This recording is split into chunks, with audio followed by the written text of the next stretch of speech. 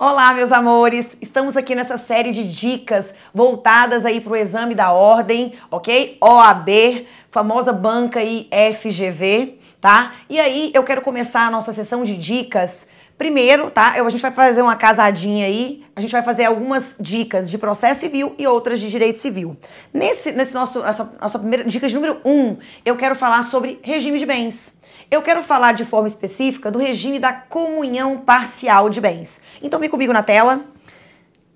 É o regime normal que as pessoas optam, tá? Comunhão parcial de bens. Então, comunhão parcial de bens. O que vocês têm que deixar, a gente tem que deixar bem claro, é que nesse regime, que é o regime mais tradicional, que as pessoas mais optam, e é um regime que dispensa o pacto antinupcial. Então, quem casa nesse regime, quem opta por esse regime na fase de habilitação, tá? Dispensa-se o pacto antinupcial. Agora, entendam, a gente tem os principais artigos são 1659 e o 1660 do Código Civil. Você tem que lembrar que a pessoa que se casa nesse regime, então imagina que João e Maria. Imagina que o João, ele tinha uma casa antes de casar com a Maria. E olha o que aconteceu, gente.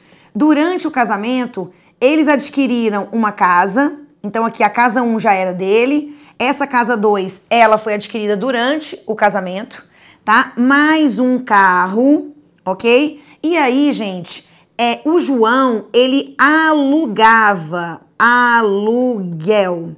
Ele passou a alugar essa casa e com o valor do aluguel, ele depositava esse dinheiro em uma poupança, certo? A Maria, ela ganhou na loteria. Ela ganhou na loteria 1 milhão.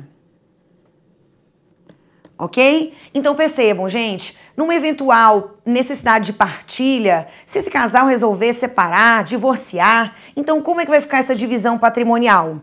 Então, os bens que você tem antes de casar, eles são bens particulares, bens exclusivos. Então, nesse caso específico aqui, dessa casinha, eu tenho um bem particular,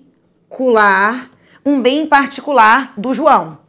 Agora, vamos colocar aqui, vamos só complicar mais um pouquinho. A Maria, ela recebeu de herança uma fazenda.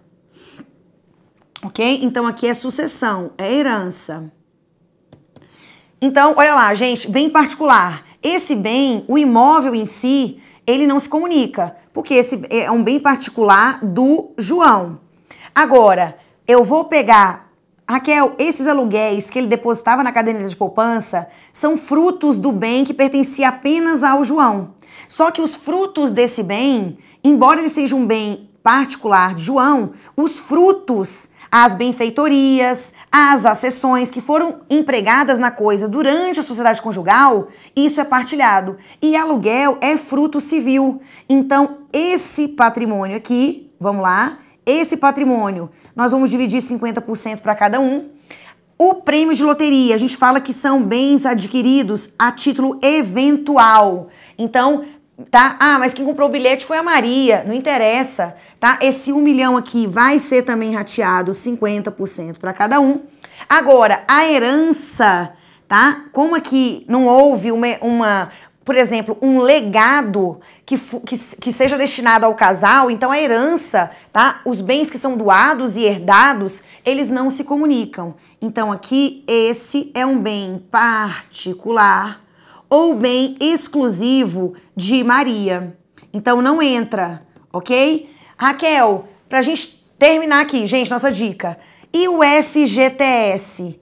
Imagina que ambos trabalhem, tá? E eles recolhem o FGTS. Será que esse FGTS também é partilhável? Lembrando, o FGTS que eles conseguiram durante o período em que estavam casados. Sim, Essa é a atual orientação do STJ. Então, o FGTS também é partilhado, assim como resultado de ações que estejam em curso, inclusive ações trabalhistas, certo? Então, essa é a nossa dica de número 1, relacionada aí ao regime patrimonial de bens do casamento ou até mesmo da união estável. Lembrando um detalhe importante, na união estável, se o casal não declarar nada em sentido diverso, no contrato de convivência, na escritura pública de união estável, então eu também aplico o regime da comunhão parcial de bens. Ok? Encontro vocês na dica de número 2.